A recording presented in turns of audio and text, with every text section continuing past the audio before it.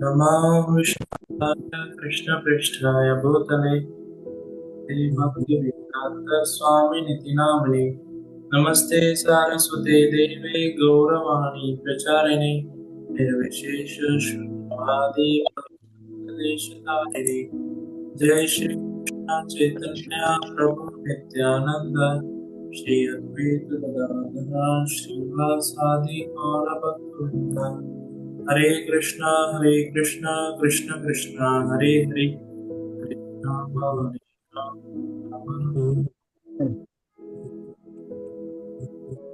So let us have a quick recap as we are having class after a very long time, exactly after a month. So we started chapter 6. So how this chapter 6 started is when Arjuna he was on battlefield, he was having doubt, seeing the situation that all his relatives are there to fight, and it is not easy for him to fight against all the relatives. Whether he wins the war or loses the war, in both the situation, it will be loss for Arjuna. For this purpose, Arjuna wanted to renounce and go. He wanted to leave and go to the forest. So for him, the definition of renunciation was renouncing the activity as well as fruit, all the things he wanted to renounce. Being confused, he asked Krishna, what is best? What is best? What is Shreyas? What he should do? So this thing is very, very important for a person to understand is whatever things should be, especially in Kali Yuga, because in Kali Yuga, mind is the enemy. In the scriptures, it is explained how in different yugas, different enemies were existing. In Satyuga, enemies were existing interplanetary. They were in the other planets. They used to be enemies, just like Hiranyakashipu. He fought with Hiranyaksha and Hiranyakashipu. Hiranyaksha he fought with Varahadev. Same way Nasimadev with Hiranyakashipu. So different planetaries were there. In Treta Yuga, within the same planet, different continent or kingdom, there is a war. Enemies within different enemies, two different kingdoms. In Dwapar Yuga, enemies within the family, and in Kali Yuga, it is said enemy is within our own self, within our mind. So it is very important. Whatever doubts or whatever thoughts one get, one should validate with Guru, Sadhu, and Shastra, and from the scriptures, from bona fide spiritual master, or a sadhu who is a representative of bona fide spiritual master. He should validate, he or she should validate. Like that, they should do. Otherwise, what happens if we act whimsically? It will lead us to vikarma, and that vikarma is simply accumulation of sinful activities. We are accumulating sin more and more. So further, Krishna he then started guiding Arjuna. Like this, Arjuna he surrendered to Krishna. Krishna started guiding Arjuna with the knowledge of the self first. What is the self? Who you are actually. And then further he started with the Karma Yoga. What is Karma Yoga? And that Karma Yoga is nothing but sannyasa only. But in that Karma Yoga, yogi is performing activities or karma but renouncing the fruit of it. He is renouncing the fruit of the activity. That is Karma Yoga. Further, Krishna started, that comes in chapter 3rd. Then he started with chapter 4 and 5th, knowledge, transcendental knowledge he gave to Arjuna. And in chapter 5th, again Karma Yoga in Krishna consciousness, action in Krishna consciousness. So he gave knowledge more detail about, he touched superficially about bhakti. How this fruit has to be renounced for the absolute truth. So in 3rd chapter we saw in detail, especially Krishna was mentioning Yagnata Karmano Nitra Loko Yam Karma Bandhana Tardartham Karma Kontya Mukta Sangha Samachara. Yagna has to be performed for that supreme absolute person, for his satisfaction alone. Otherwise, it is going to bind a jiva in this material existence. Means work has to be done for Krishna's pleasure. If work is performed for our own pleasure, then what will happen? Our own pleasure means what? Because we misidentify our own self with the body, with the senses, we try to satisfy the senses and body. And when we do that, we end up acting on bodily platform and accumulating sin. Because these senses has certain urges, just like tongue is there. We want to eat something nice. Oh, today is Sunday, I should prepare something nice. I should go out and have some food.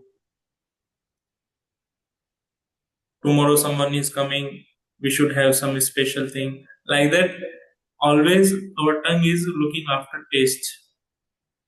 Vega, urge is there to eat nice. So these urges will be there. Each and every senses will have their own urges. So these urges, Prabhupada, one place it is explained how these urges has to be overcome. Very nicely it was explained. Just like you go by a car or a traffic signal, you see some, when you are there, red light is there, you are waiting for the light. So what happens? Some beggars, some people will come and approach you and they will ask for money. Give me some, like that. They will ask some 5 rupees, 10 rupees, like that they will ask. But if you are convinced, no, I don't want to give money, even though 5 times he is asking, you will not give money, and at the end he will go away. He will leave that place. He will not bother you. Same way, Vegas, one has to be very strong, firm. These Vegas will constantly, urges will be there, but a person who is situated in the knowledge will be able to overcome, and that is known as yogi.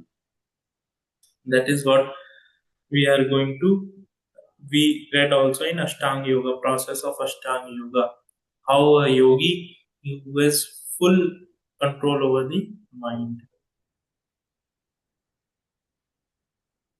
So at the end of 5th chapter of Bhagavad Gita, Krishna touched a little bit glimpse of bhakti he gave, and then 6th chapter started. So 6th chapter is the chapter where what actually Krishna is meant, Arjuna is meant for renunciation. What kind of renunciation he is meant to be is where work is also renounced, fruit of work is also renounced. Both work as well as fruit of the activity, both the things are renounced. In general, people also understand renunciation means doing nothing. Work is also renounced, fruit of the work is also renounced. So Krishna, that's how he started sixth chapter is Anashrita Karam Param Karyam Karam Karotiya Sa Sannyasi Cha Yogi Cha Na Niragni Na Chakriya. That a sannyasi is not the one who does not light fire and does not perform any work. So he is trying to slash the misconception people in general they carry. Then in actual that kind of sannyasa is also possible. Further Krishna is explaining. But how? Through Ashtanga Yoga. In that one has to completely conquer over the mind. So he started explaining about two stages. Anyone remembers what are the two stages? Yoga Rudha And anyone else?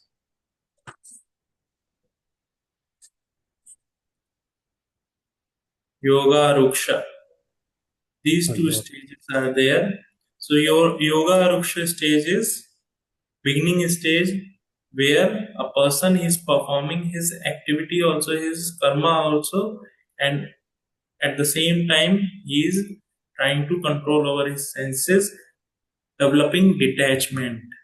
How? By renouncing the fruit of the activities. Second is Yoga Ruda stage. So that Yoga Ruda stage we were going through. What is Yoga Ruda stage? That is what Krishna was explaining in the sixth chapter of Bhagavad Gita, Yoga Ruda stage, where he started with Ashtanga Yoga. Ashtanga Yoga means there are 8 angas, 8 steps are there. Anyone remember 8 steps? Pratyahar. Mm-hmm.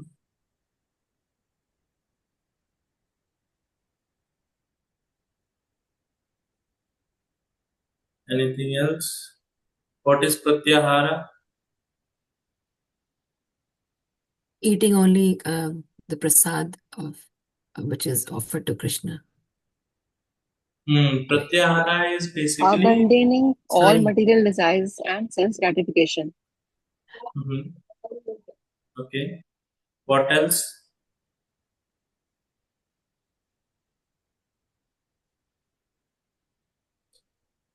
Rest 7 steps. Hare Krishna.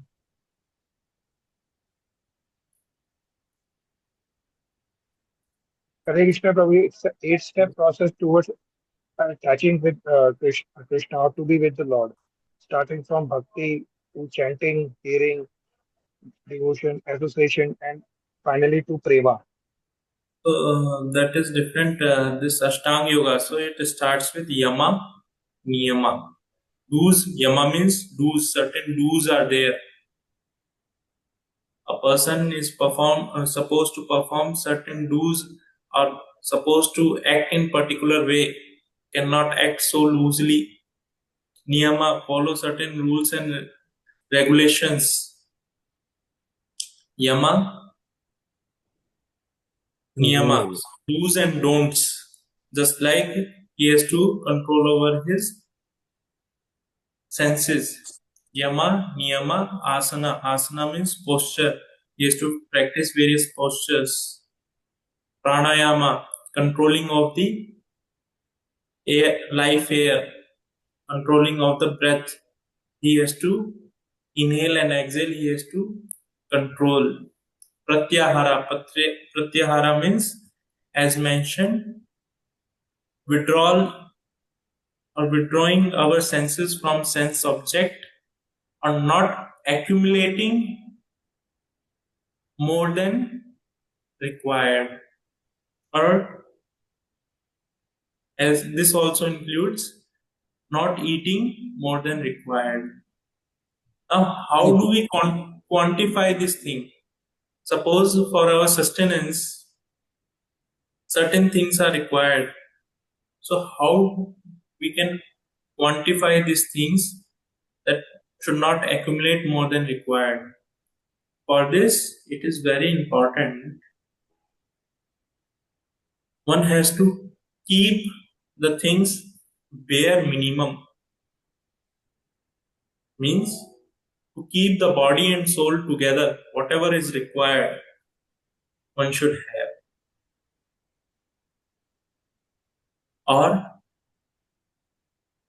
for the service of the Lord, whatever is required, one should have. Keep the body and soul together, just like to keep the body and soul together, whatever food is required, one should have. Not more than that.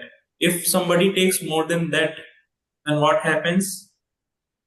One will suffer with various disease. That is the first statement of Ishopanishad also. Just like suppose you have a capacity of eating rasgulla, 2 rasgullas you can eat. But out of greed, you end up eating 4 or 5 or suppose 10 rasgullas. Then what will happen? You will, next day morning, you may have some stomach problem. And in the long run, you will end up with having diabetes or certain such issues. So that is very important that one should eat only which is required to keep the body and soul together. Otherwise, that nowadays we are seeing a lot of people suffer through obesity and all such problems, diabetes. All these problems are just because of this eating, which is set aside which is not included in our quota. And that is what is lust also we heard in the second chapter. What is lust? Lust means enjoying which is out of dharma. Enjoying something which is out of dharma, which is out of my quota. Right? There were 3 this thing. Out of dharma, out of my quota, and third one, anyone remembers? Dhyan. No, not dhyan. Okay, sorry. Which is not in my quota, which is out of dharma, and there was one more. And only for my personal enjoyment. Which is for my personal enjoyment. That is actually lust. So here, if we see, I'll just pull up this Ishopanishad, this thing. So here, if we see, clearly it is mentioned, animate or inanimate. That is within first mantra of Ishopanishad. That is within the universe is controlled and owned by the Lord. Everything, chala, achala, means which is animate or inanimate, all the objects, whether planet, some tree is there, or some river is there, whatsoever, any animal, whatsoever it may be, everything is controlled and owned by the Lord. One should therefore accept only those things necessary for himself, which are set aside as his quota. And one should not accept others' things, knowing well to whom they belong. Half of the problem in this world, 90% of the problem of the world will solve just by this one small thing. Nowadays we see a lot of wars are happening. What is the reason? They want to encroach upon others' property. Others, what belongs to others, they encroach upon that. Actually, everything belongs to Krishna. They have been just given the authority to take care or maintain. They have been given that power. But what happened out of greed, out of lust, they claim it that property or whatsoever commodity belongs to them. And because of that, so much chaos is happening across the world. And So, controlling propensity also, Prabhuji. controlling propensity. This controlling Ishvara, this controlling propensity one has to give up. Until and unless one give up this propensity, one cannot go back to Godhead. One has to develop, in contrast to controlling, what is the propensity one has to develop? Propensity to serve others. How I can serve this person, how I can serve the Lord, how I can help out. Like that, one has to develop this propensity, attitude of servitude. And that is possible only when one starts serving Krishna.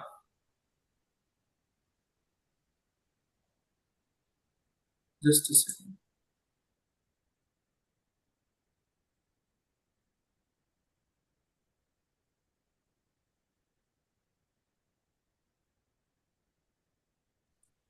Yeah.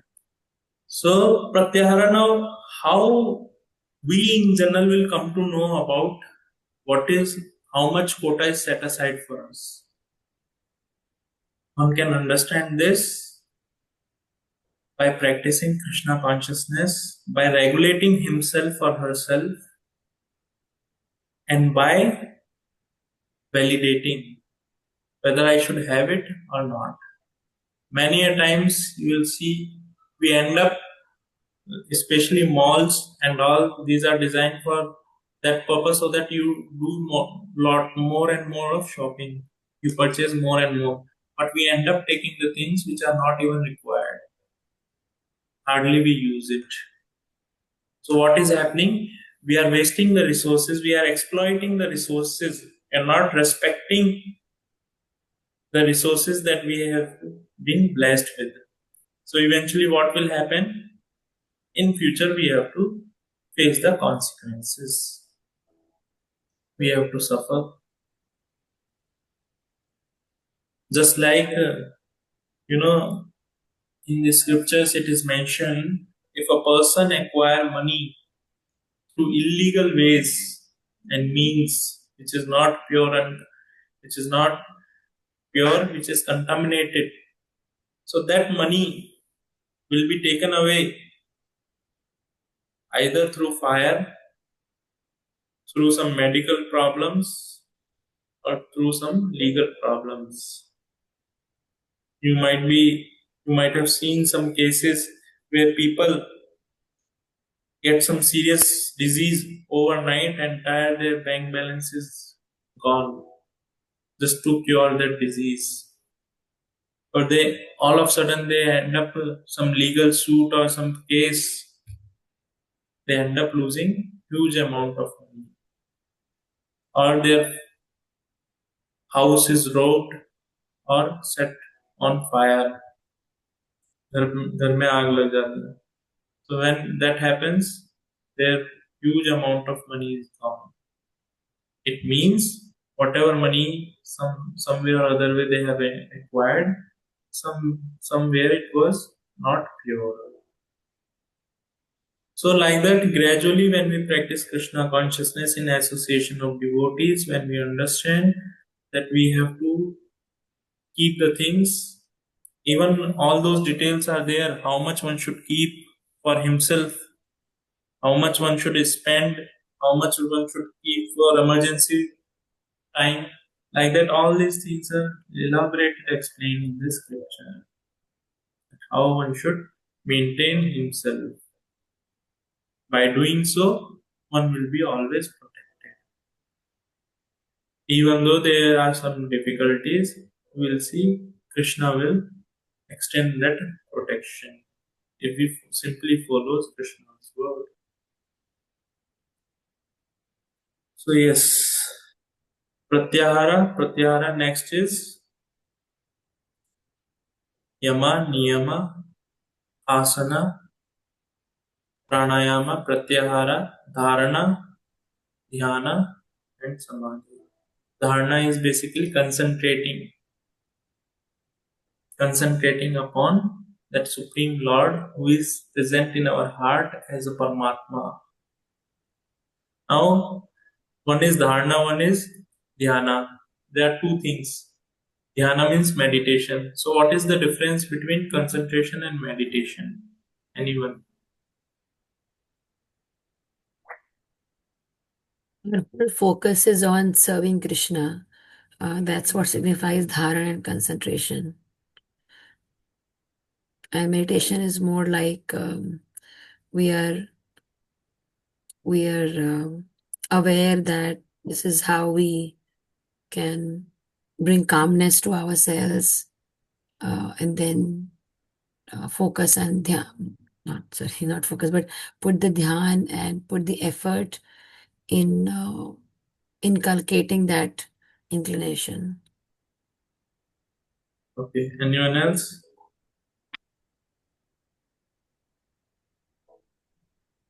Dhyan, I think means a concentration of mind, for example, on some particular object as a Mhm. process of yoga, like on breathing or between the eyebrows or something.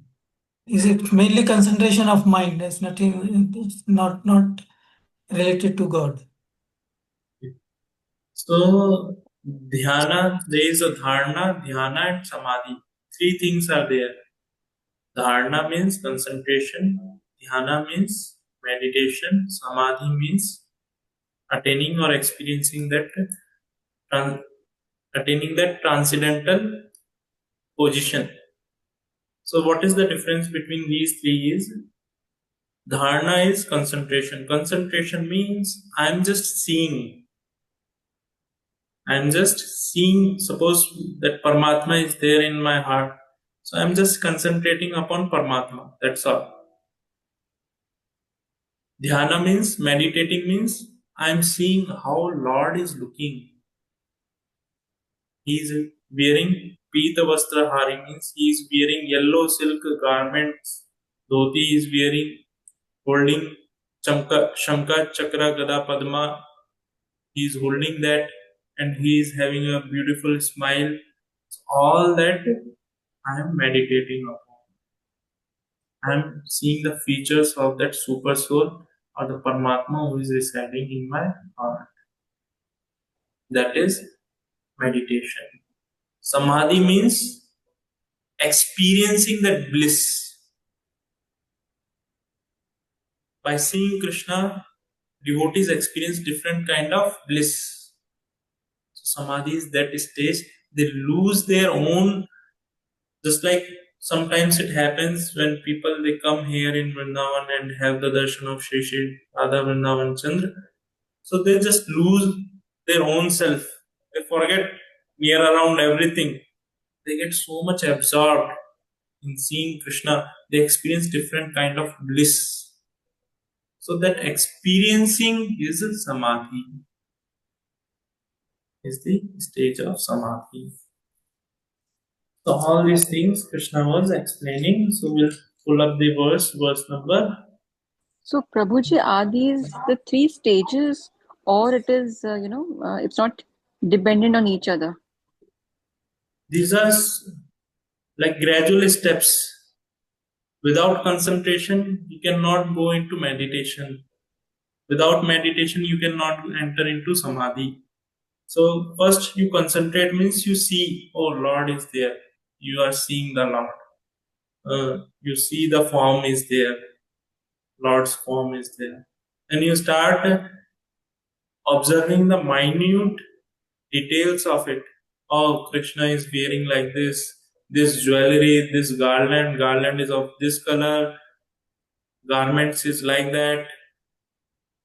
You see his lotus feet, you see the smile, the crown, and all those things you are seeing. So you are meditating upon that. And by seeing that, you experience a different kind of joy, a sense of happiness or bliss. That is samadhi. Samadhi is basically when it is for ever, like not for a few moments. Yes, for few moments we experience, But when it is samadhi stage is when you are constantly situated on that platform, that is known as samadhi. Constantly you are experiencing that kind of bliss, that is samadhi. So it happens, samadhi stage can be attained when our mind is completely engaged or absorbed, centered around Krishna only. So each and every moment will experience that kind of bliss. So this stage is possible when one is elevated or when one is completely absorbed in thinking of Krishna.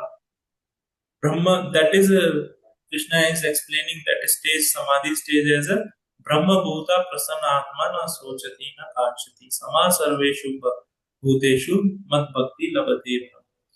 Brahma Bhuta stage is that samadhi stage. Brahma Bhuta Prasanna Atma na sochati na kachati. He is not, neither he is lamenting nor he is hankering. In this material world, what the Jiva tendency is, Jiva is always hankering after certain things. I want this, I want that. And if he is not getting those things, he is in grief, he is lamenting. So, when one is situated in the stage of samadhi, he neither hankers nor laments. He is simply prasanna, he is simply joyful. And that is when he attains the devotion for Krishna. Mad bhakti labate param, Krishna is telling, then he attains devotion for me. Okay. Prabhuji, I had a question. So, is it possible that one experiences, this samadhi stage for a certain time, and then uh, that Sorry, your experience voice comes is not back much to clear. normal? Again, can you please repeat it once again? Uh, so I wanted to ask that does it happen?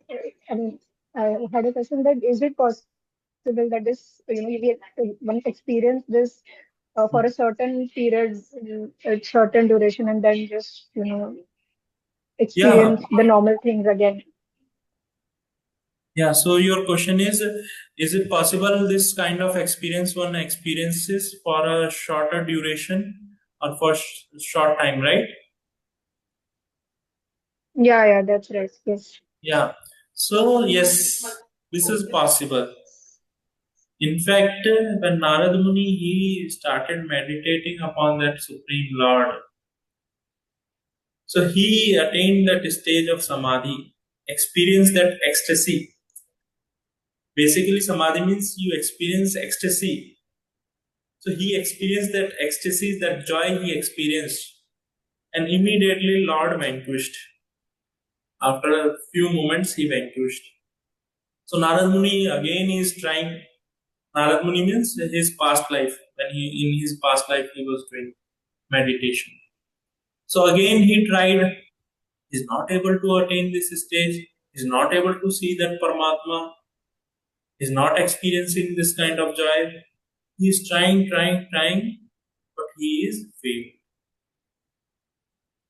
He was very much morose, disturbed, very disturbed. Then there was a celestial sound where Krishna was telling, out of mercy, I have given you this experience of transcendence, this ecstasy.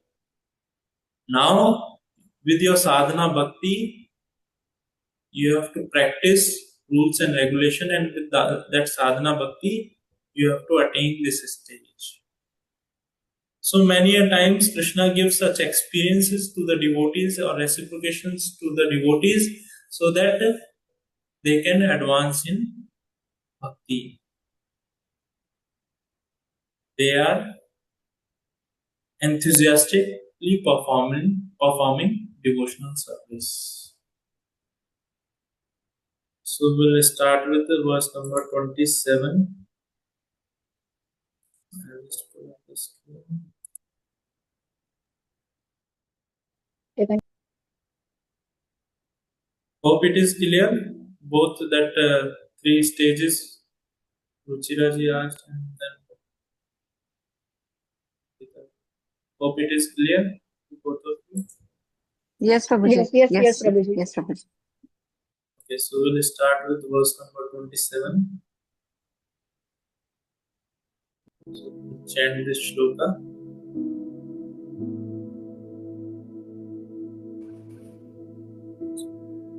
प्रशान्तमनसा हीयेनं शान्तमनसं हि येन योगिनां सुखम् उत्तमम् योगिनां सुखमुत्तमम् उपेति शान्तराजसम् उपेति शान्तराजसं ब्रह्मभूता अकल्मषम्. ब्रह्मभूतम् अकालमषम्. Anyone would like to chant this shloka? प्रशान्तमनसं हीनं जगिनं सुखम उत्तमम् उपेति सन्तरजसं ब्रह्मभूतम् अकल्मषम्. Wonderful. Yes. Anyone else? प्रशान्तमानसं हीनं योगिनां सुखमुत्तमम् उपेति शान्तराजसं ब्रह्मभूतम् अकल्मषम्. Anyone else? प्रशान्तमनसं हीयेनं योगिनां सुखम् उत्तमम् उपेति शान्तराजसं ब्रह्मभूतम् अकल्मषम्. Anyone else? प्रशान्ता मनसं हेमं योगिनां सुखमुत्तमम् उपेति शान्तराजसं ब्रह्मभूतम् अकल्मषम्. Yes. Anyone else? प्रशान्तमनसं हीनं योगिनं सुखम् उत्तमम् उपेति शान्तराजसं ब्रह्मभूतम् अकल्मषम्. Yes. Anyone else? Read the translation. The yogi whose mind is fixed on verily attains the highest happiness. By virtue of his identity with Brahman, he is liberated. His mind is peaceful, his passions are quieted, and he is freed from sin. We'll read the purport, then we'll understand in detail. Brahmabhuta is the state of being freed from material contamination.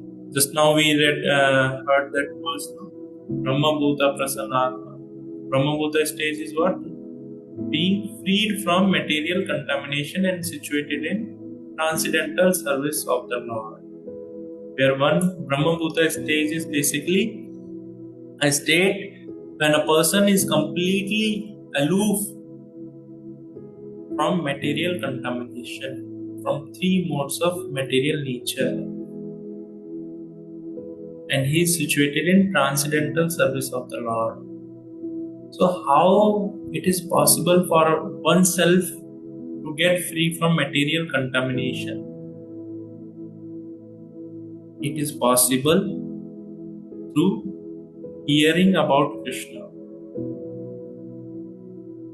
hearing or reading this Bhagavad Gita, Bhagavatam, hearing. By constant hearing only it is possible for oneself to get free from the contamination of material existence. Otherwise, there is no other solution. By hearing only one get free from material contamination. So one should try as much as possible, try to hear about Hari Katha, Bhagavatam, Bhagavad Gita, lectures, reading, all these things one should try. When we do that, we can be free from material contamination. And you will see over a period of time, just few days, within few days, 2-3 days, if you constantly hear, you will experience different kind of bliss. Mad bhakti labate param. then one can attain devotion for Krishna. One cannot remain in the quality of Brahman, the absolute truth, until one's mind is fixed on the lotus feet of the Lord. Save mana Krishna padara vindevu. To be always engaged in the transcendental service of the Lord, or to remain in Krishna consciousness, is to be factually liberated from the modes of passion and non-material contamination. So here, Prashanta Manasa. Shanta means peaceful or joyful. Shanta Manasa is Prabhupada has explained as mind fixed on the lotus feet of the Lord. Manasa means mind which is fixed on the lotus feet of the Lord. When one engages in the service of the Krishna, engages himself in serving Krishna, then only one can experience joy. In this material world, how much ever we may try to satisfy our senses, it is not possible to experience that joy.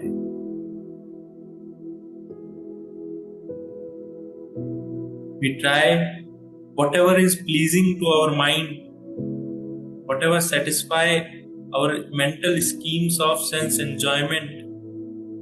We feel those schemes of sense enjoyment to be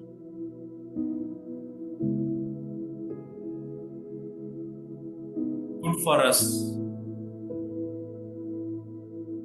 The moment it is not satisfying my mind, it is not satisfying my schemes of sense enjoyment, we develop aversion for it. And that is how we will see a lot of people in the name of Krishna, they speak a lot of things which is just satisfying the crowd or the audience, but has no relationship with what message actually Krishna gave to the people.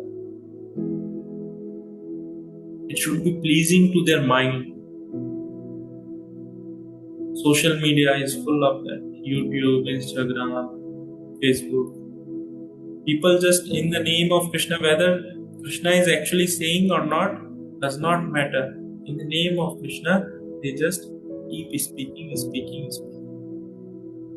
just to satisfy others, just to attract the crowd. By satisfying the crowd, they attract the crowd, and for this, actually in Bhagavatam it is mentioned, in Kali Yuga, leaders will be like Andha Yathendra Upneya Mana.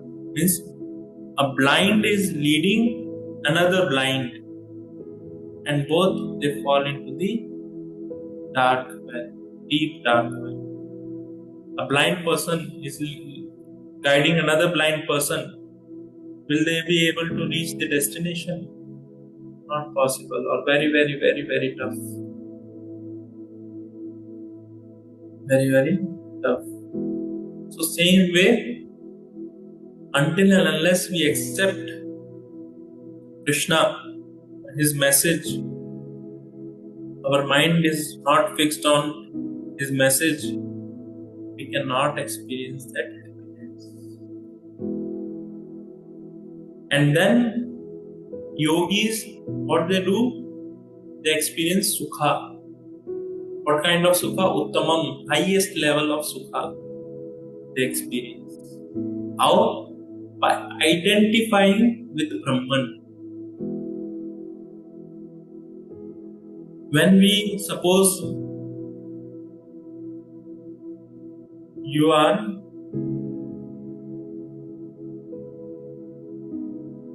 were there in the orphanage, somebody left you there. After, like movies, they show sometime in orphanage, some child is there and he was in very poor, the way he was brought up and all was very poor conditions. But when he became adult, he came to know, oh, I was son of so and so person who is the multi-millionaire, a billionaire, richest person, rich person. Immediately, he experienced different kind of happiness, right? So same way, when person realize this, that I have a personal relationship with Krishna or I belongs to Krishna, when he realized this, one is understanding, another is realizing. When he realized this, he is liberated from material contamination or material existence. He experienced peace in his mind. Nowadays, what is happening? We are running after so many things, thinking I am doing this, I am doing that, forgetting this thing, forgetting the thing just now we did. What is that? Everything within the universe, animate or inanimate, is controlled and not by Krishna. Forgetting this thing, we try to do everything. We try, oh, if I don't work hard, I'll not get money, I'll not get this position, that position. All this, if you see, in this connection, there is a nice story that came to my mind. Once, Akbar, he went to the forest for hunting. And while hunting, he was running after some animal to hunt. And Birbal, his main minister, is also along with Akbar. So both of them got separated with the entire entourage. They got lost into the forest.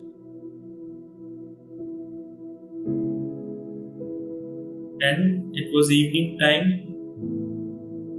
So Birbal, evening time now, it's better to take rest. So what Birbal, he thought, they got to find a place, and Birbal started doing his chanting the holy name of the Lord.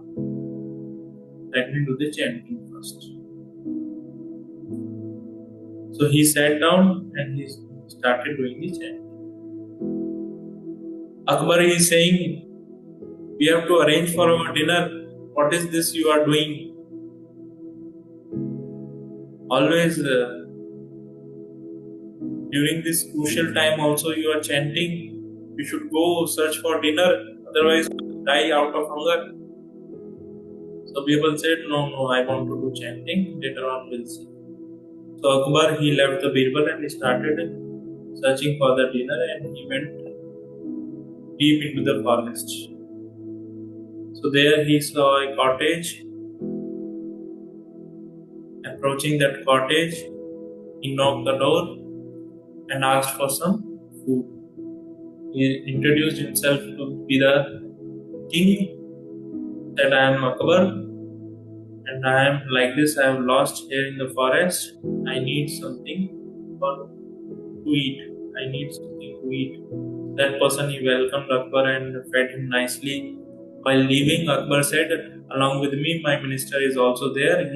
That fool, he did not come along with me. So can you please pack something for him? I'll take for him. So he took for the baby.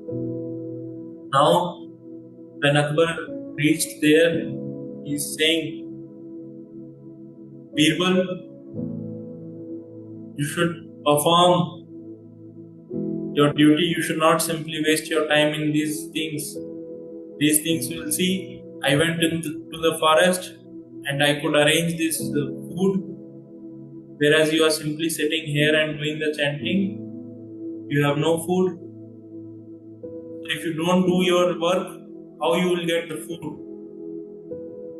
So Birbal, he in return replied to Akbar, "Today I am amazed to see that how by chanting the holy name of the Lord, I am busy in chanting the holy name of the Lord, and the emperor or the king of the world, Akbar, has went and asked food for me and brought by his own self he has brought food by begging. King has brought food for me. How powerful is this chant?" So many a times what happens, out of passion, we think that let me do this thing, let me do that. We set aside our devotional practices, our chanting. Then what happens?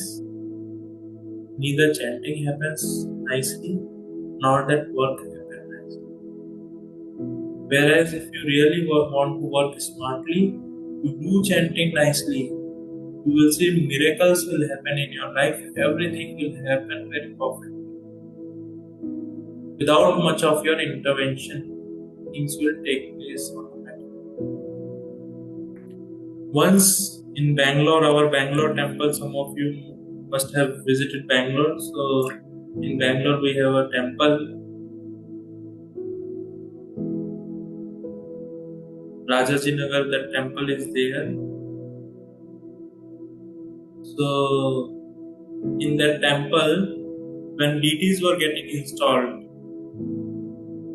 especially Narasimha deities, they were beautiful deities of Lord Narasimha, Prahlad Narasimha. So that altar, that deity room was prepared,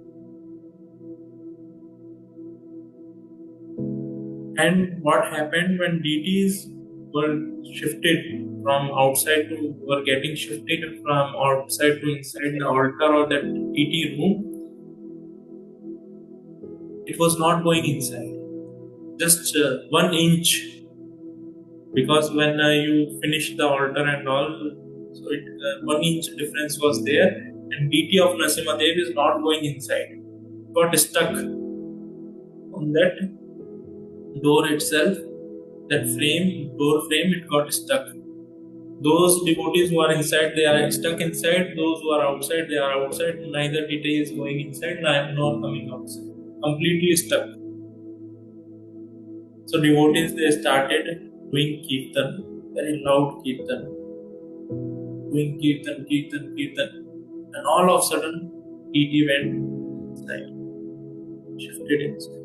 It was 1 inch, like stuck completely, not moving 1 inch. It has to either trip or something has to be happened. But just by performing kirtan, Lord Narasimha Dev went inside the altar. So this kirtan is very, very powerful, especially in Kali Yuga. Even Sukdev Goswami is saying, Kaler dosh nidhe rajan, eko astin mahagunath. In Kali Yuga is full of dosha. Kaler dosh nidhe rajan. Or Rajan or Parikshit Maharaj, this Kali Yuga is full of dosha. Kaler dosh nidhe rajan, eko astin mahagunath. But there is one Mahat means very important guna is there, topmost guna is there in Kali Yuga. What? Yajner praya sankirtane yajanti hi sumedasa. In this Kali Yuga,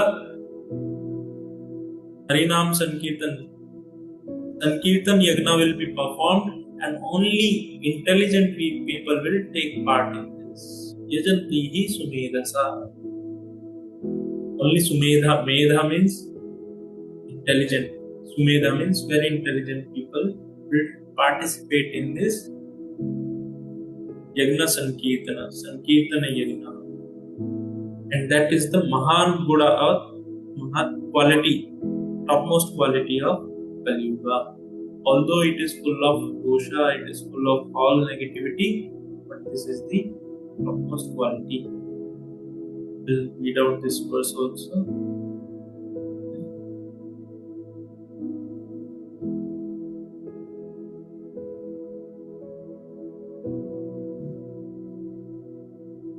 better we'll end here because next you are connected. So his mind is peaceful, his passion are quitted, and he is freed from sin. Passion are quitted means what? Fruitive activity is nullified. It's not working to gain something. Why we have a passion? I want to gain something. I want this, I want that, I want name, I want fame. To gain something we are working. All of us we are working to gain something. Whereas bhakti is completely we perform work out of love. Bhakti means that. Initially our bhakti is also karma mishra bhakti. Is mixed devotional service. But gradually we have to come to pure devotional service. So in that stage what happens? Our passion is also quitted. Is nullified. Our fruitive mentality is nullified. Fruitive mentality means what is there for me, what I am getting. After doing this, I am going to get something or not. He is freed from sin.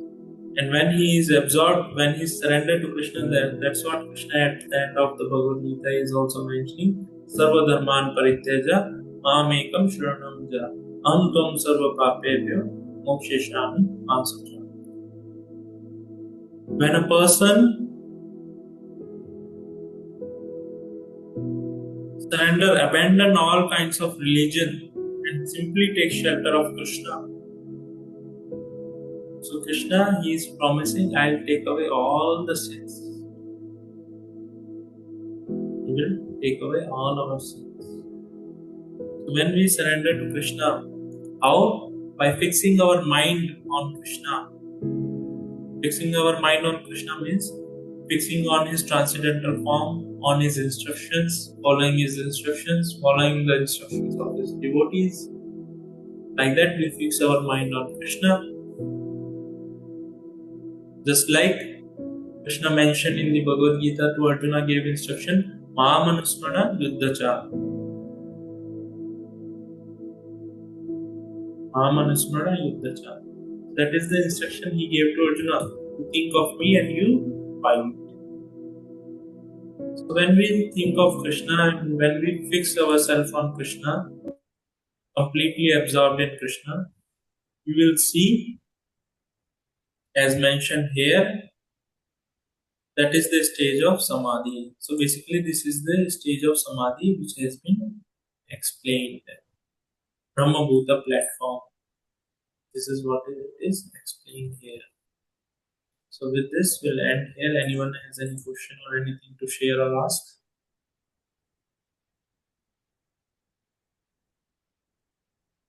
Any questions? Alright, we'll end here. Srimad Bhagavad Gita ki Jai. Jai. Pad ki Jai. Jai. Hare Hare Krishna. Hare Krishna, Prabhuji. Hare Krishna. Hare Krishna, Hare Prabhuji. Krishna. Hare Krishna.